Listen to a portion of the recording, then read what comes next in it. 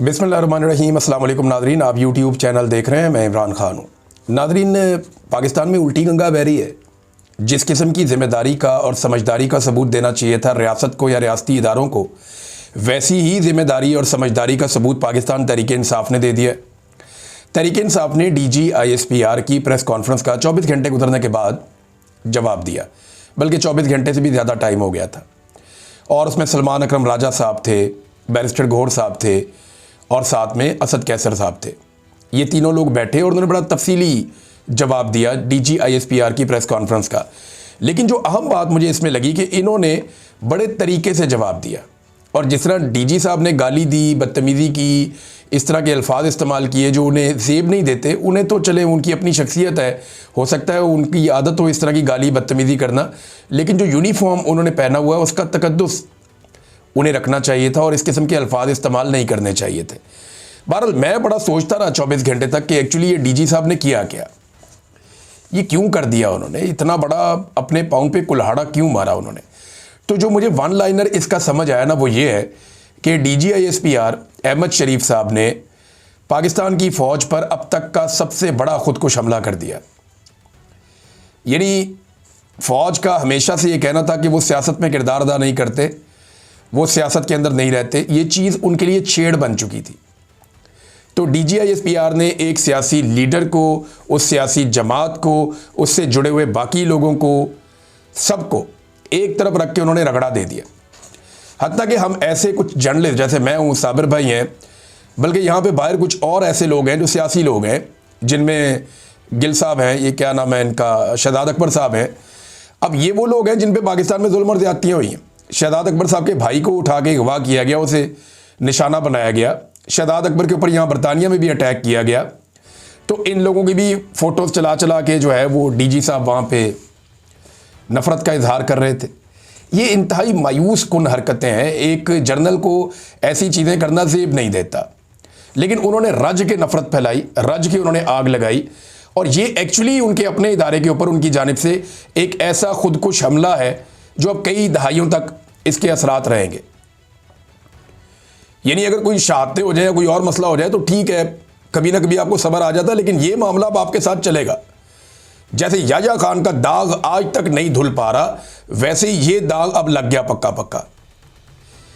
कभी भी किसी भी दौर में कोई भी DG/ISPR इतना खुल के पॉलिटिकल नहीं हुआ। हत्ता कि परवेज मुशर्रफ एक डिक्टेटर था, लेकिन वो भी इतना खुलकर नहीं आया जितना DG/ISPR आ गए।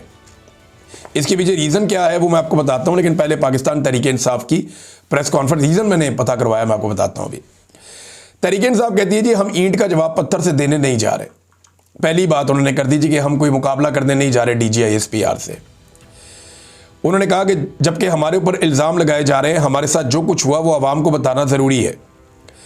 उन्होंने बताया कि ये गैर मामूली प्रेस कॉन्फ्रेंस है, हमारे ऊपर इल्ज़ाम लगे इसलिए हम जवाब दे रहे हैं।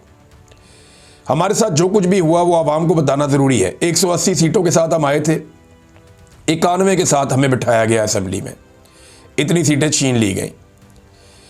और इमरान खान ने हमेशा कहा कि मुल्क भी मेरा है, फ़ौज भी मेरी है। यानी मुल्क भी हमारा है, फ़ौज भी हमारी है। इमरान खान तो हमेशा यही कहता है। और जंग के वक्त हम फ़ौज के साथ खड़े हुए और ये पूरा पाकिस्तान गवाह है।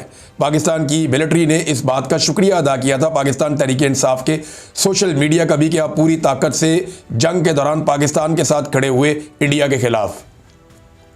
और खड़े उन्होंने पाकिस्तान के साथ ही होना था, पाकिस्तान के मालिक है वो।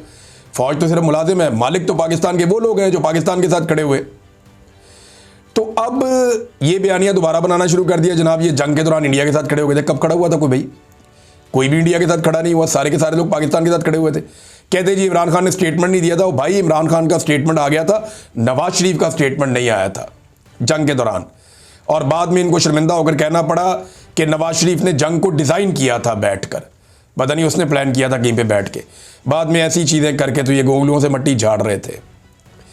उन्होंने कहा कि हम ये सब कुछ इसलिए समझ रहे थे कि हमने पूरा साथ दिया कि बाद में हालात बेहतर हो जाएंगे, शायद चीज़ें बेहतरी की तरफ जाएंगी।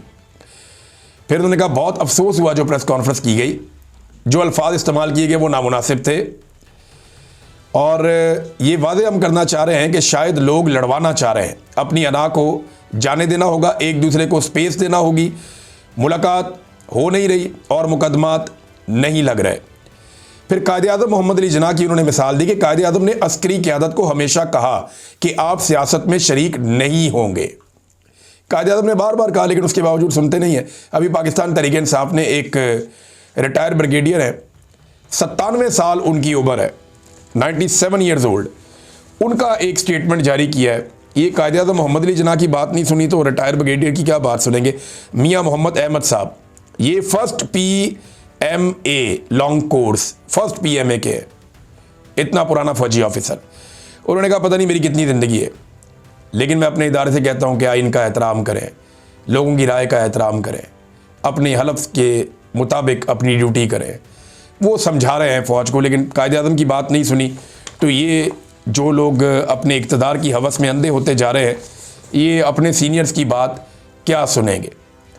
फिर काफ़ी सारे गिले शिकवे भी किए, जो वज़ीर आला खैबर पख्तूनख्वा के लिए लफ्ज़ इस्तेमाल किया गया, कुत्ता कहा गया उन्हें, उस पर उन्होंने बहुत अफसोस का इजहार किया और इसके ऊपर तो बाकायदा माफ़ी का मुतालबा भी किया कि ये अल्फाज वापस लें DGI SPR, और इसके ऊपर उन्हें शर्मिंदगी होनी चाहिए, उन्हें ये अल्फाज वापस लेने चाहिए। प्रेस कॉन्फ्रेंस तो आप लोगों ने सुन ली होगी, चीज़ें आपके सामने आ गई होगी। अब दो चीज़ें मैं आपको बताता हूँ। एक तो इमरान खान साहब का स्टेट ऑफ माइंड बाहर बैठे हुए लोगों से कैसे मुख्तलिफ है। ये बात जब तक आप नहीं समझेंगे ना, आपको समझ ही नहीं आएगी ये हो क्या रहा है। देखिए, बाहर बैठे हुए लोग नॉर्मल हालात में इमरान खान साहब को गुज़िश्ता 3.5 साल से एक जंग जैसी कैफियत में रखा गया और इस मुल्क की रियासत ने और इसके इदारों ने मिलकर इमरान खान साहब को मैदान जंग में रखा हुआ है। एक ऐसी जंग में जिसके कोई उसूल भी नहीं है, ख़वातीन को मारो, बच्चों को मारो, कोई कानून कोई कायदा इस जंग का नहीं है, एक तरफा कार्रवाई हो रही है। तो ऐसे में इमरान खान का रद्द-ए-अमल फितरी है। जब आप जाकर उसको बताएंगे उसकी बहनों को मार रहे हैं, कुट रहे हैं, जलील कर रहे हैं, उठाकर ले जाते हैं, बालों से पकड़ के घसीटते हैं और बीवी को जेल के अंदर रखा हुआ है, इद्दत जैसा घटिया केसेस करके टीवी चैनल्स के ऊपर उसकी अजीब अजीब चीज़ें डिस्कस की जाती हैं, तो ऐसा आदमी किस तरह का रद्द-ए-अमल देगा? क्या ऐसा आदमी नॉर्मल रद्द-ए-अमल दे सकता है? सवाल ही पैदा नहीं होता। इतने बड़े आदमी को, जिसको दुनिया में सब जानते हैं, पाकिस्तान का इस वक्त सबसे बड़ा आदमी है इमरान खान। पूरी दुनिया में पाकिस्तान का अगर कोई एक ब्रांड आप ढूंढ के निकाले तो इस रीजन का सबसे बड़ा ब्रांड है इमरान खान। सिर्फ पाकिस्तान की बात नहीं कर रहा, पूरे रीजन की बात कर रहा हूं। इतना बड़ा ब्रांड कोई नहीं है। इंडिया के बड़े बड़े ब्रांड जब इमरान खान के सामने खड़े होते थे तो वो पानी भरते थे। ये इमरान खान है, इतना बड़ा ब्रांड है। अब इतने बड़े ब्रांड को आप एक जेल की काल कोठरी में डाल के उसकी फैमिली को मारें, उसकी बहनों को मारें, उसके रिश्तेदारों के ऊपर टॉर्चर करें, उसकी बीवी को जलील करें, तो ऐसी सूरत हाल में आप उससे नॉर्मल रिएक्शन की तवक्को कैसे कर सकते हैं? हाँ, लेकिन जो बाहर बैठे हुए लोग हैं, जिनकी बीवियां अपने घरों में हैं, जिनकी बहू बेटियां महफूज हैं, जिनकी माएँ महफूज हैं, जो खुद एक AC वाले कमरे के अंदर बैठ के आराम से अर्क-रेज़ी करते हैं, अपने फैसले सुकून से बैठ के इत्मीनान के साथ कंफर्टेबल इन्वायरमेंट में करते हैं, उनकी मेंटेलिटी में और एक ऐसे शख्स की मेंटेलिटी में जिसको आपने जंग के अंदर रखा हुआ है, फ़र्क होना चाहिए। फ़र्क होना चाहिए। इसके बावजूद इमरान खान साहब बहुत होल्ड करते हैं, ऐसी बातें करते हैं कि वो पाकिस्तान के लिए आज भी कहते हैं बैठने के लिए तैयार हूँ मैं। तो फ़ायदा उठाओ इससे। अब तक के लिए इतनी, अपना ख्याल रखिएगा, अपने इस चैनल का भी। अल्लाह हाफ़िज़।